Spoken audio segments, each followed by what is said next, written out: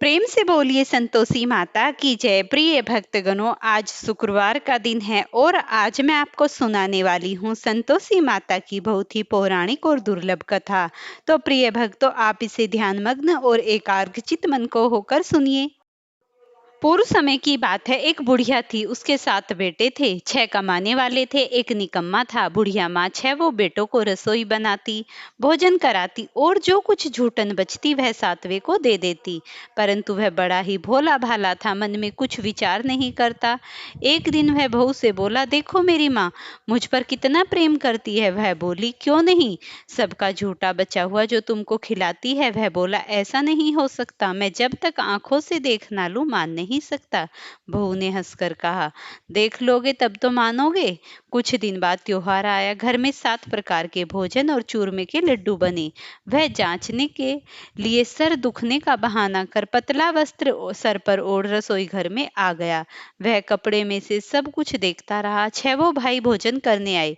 उन्होंने देखा, माँ ने उनके लिए सुंदर आसन बिछाए, नाना प्रकार की रसोई परोसी और आग्रह कर उन्हें जिमाया। वह देखता रहा। 6 भोजन कर उठे तब माँ ने उनकी झूठी थालियों में से लड्डुओं के टुकड़े उठाकर एक लड्डू बनाया। झूठन साफ कर बुढ़िया माँ ने उसे पुकारा, बेटा 6 भाई भोजन कर गए, अब तू भी बाकी है, बचा है तू भी खा ले उठकर।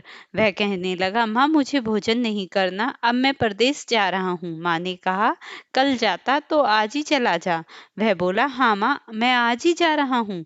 यह कहकर वह घर से निकल गया और चलते समय रास्ते में उसे अपनी स्त्री की याद आई। वह गौशाला में कंडे थाप रही थी।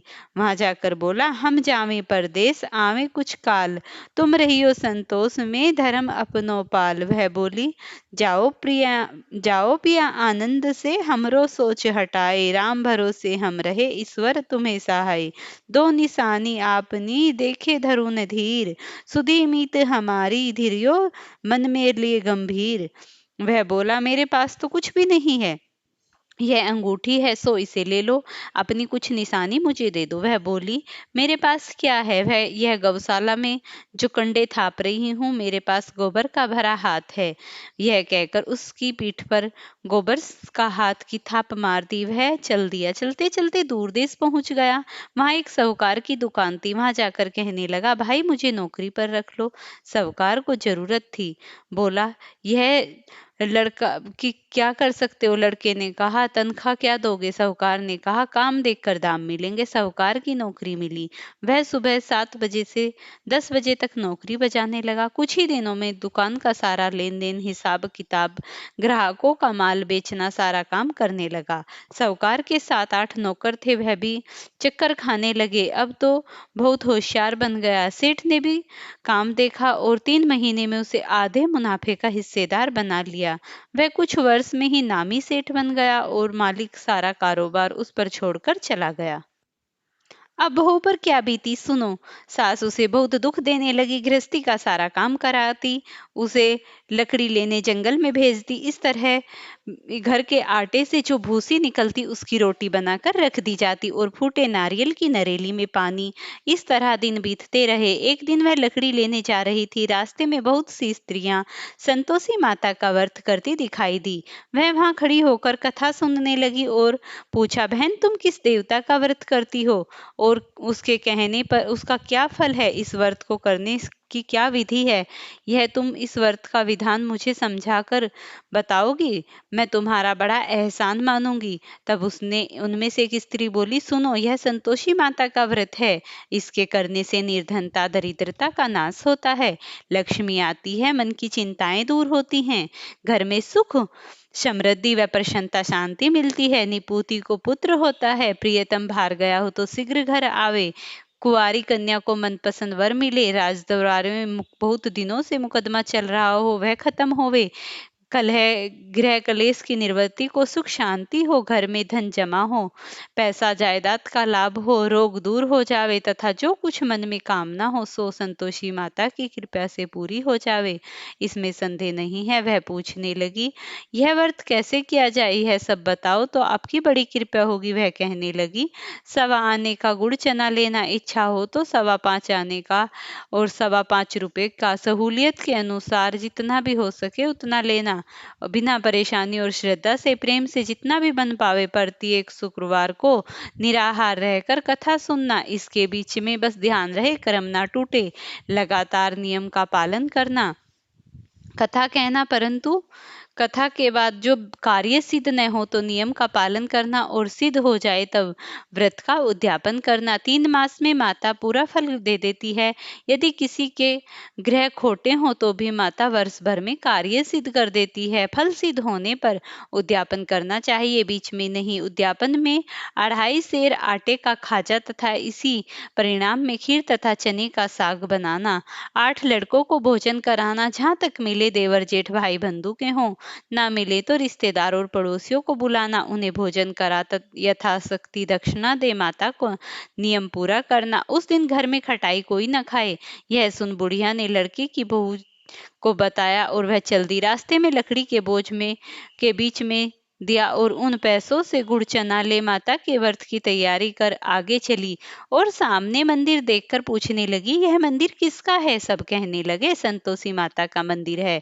यह सुनकर माता के मंदिर में जाकर चरणों में लिपट कर रोने लगी। हे माँ, मैं दीन हूँ, मेरी विनती है माँ, मैं निपट अज्ञानी हूँ, व्रत के कुछ भी नियम नहीं जानती, मैं बहुत ही दुखी हूँ। हे माता जगजननी, मेरा दुख दूर करो, मैं आपकी शरण में हूँ। माँ को दया आई। एक शुक्रवार बीता कि दूसरे को उसके पति का पत्र आया और तीसरे शुक्रवार को उसका भेजा हुआ पैसा आया।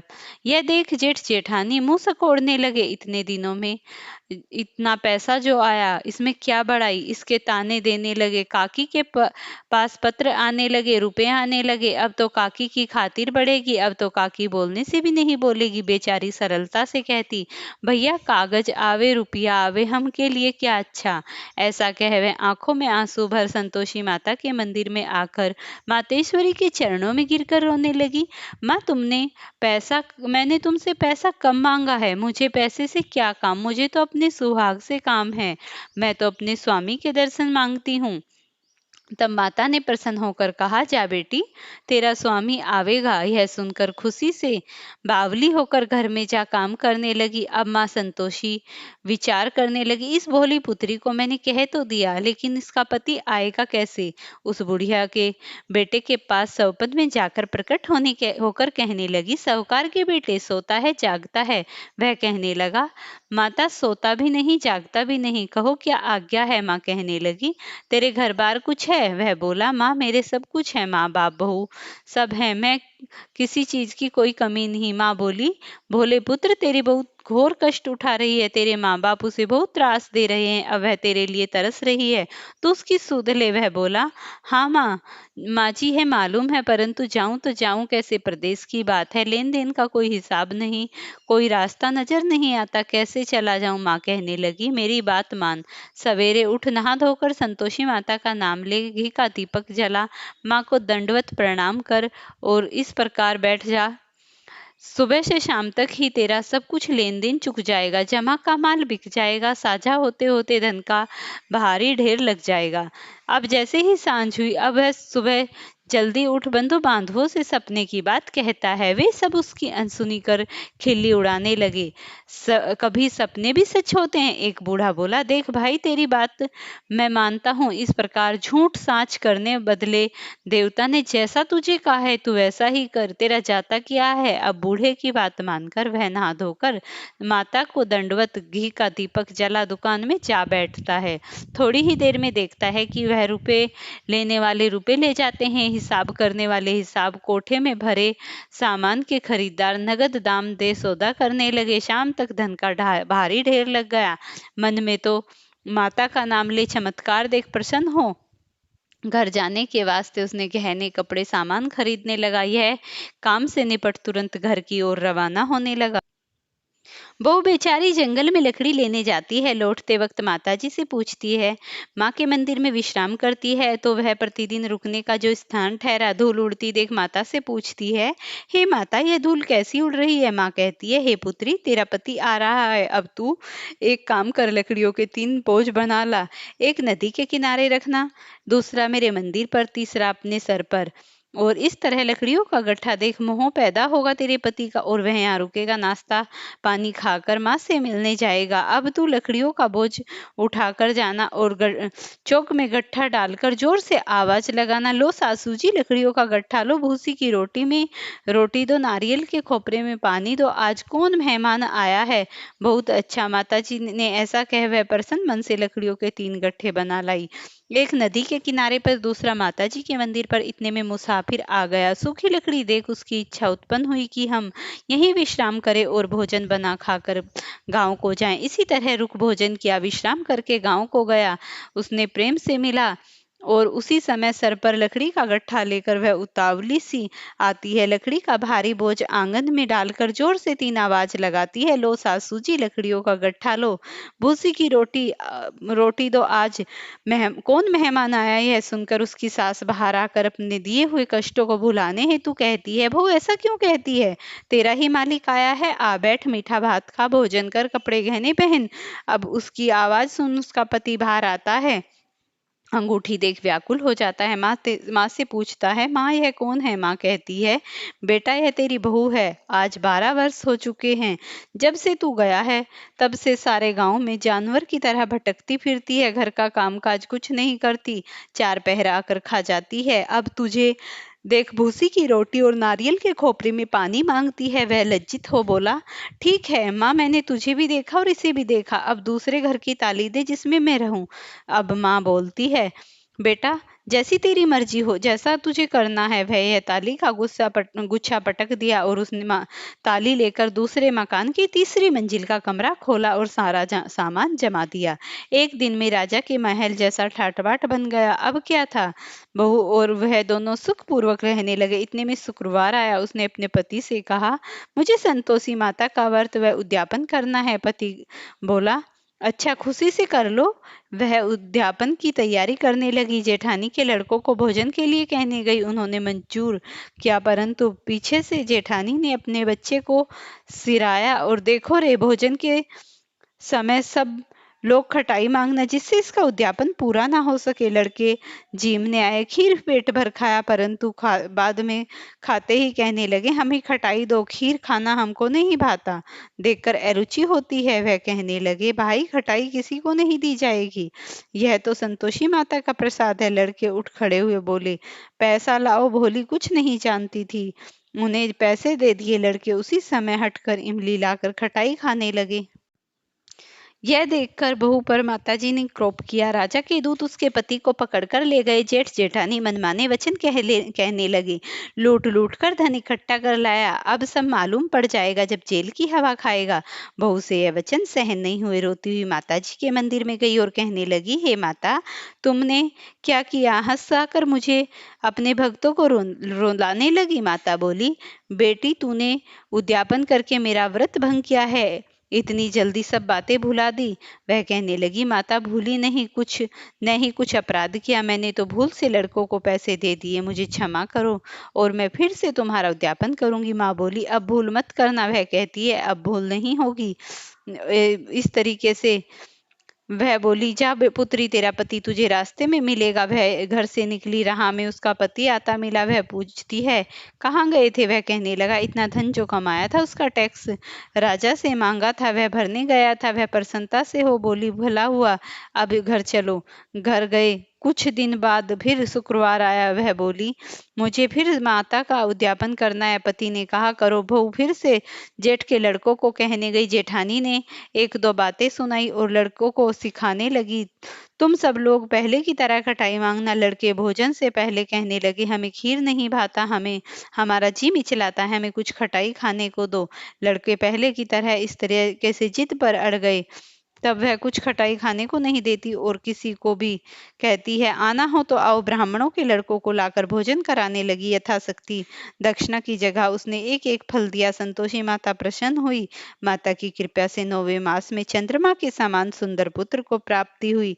पुत्र को पाकर प्रतिदिन माता जी के मंदिर में जाने लगी। माँ ने सोचा, यह रोज मेरे घर आती है, आज क्यों ना मैं इसके घर चलूं, ऐसा इसका आसरा देखूं तो सही। यह विचार कर माता ने भयानक रूप बनाया, गुड़ चने खाने से मुख पर सूंड के सामान होठ उस पर मक्खियां भिन भिना रही थी। दहेली पर पैर रखते ही उसकी सास चिल्लाई, देखो रे कोई चुड़ैल डाइन चली आ रही है, लड़को इसे भगाओ नहीं तो किसी को खा जाएगी। लड़के भगाने लगे, चिल्लाकर खिड़की बंद करने लगे। बहू रोशनदान में से प्रसन्नता से पगली हो देख रही थी। इतने में सास का क्रोध फट गया। वह बोली, रांट इसे देखकर ऐसी क्यों उतावली हुई जो बच्चे को पटक दिया। इतने में माँ के प्रताप से वहां लड़के ही लड़के नजर आने लगी।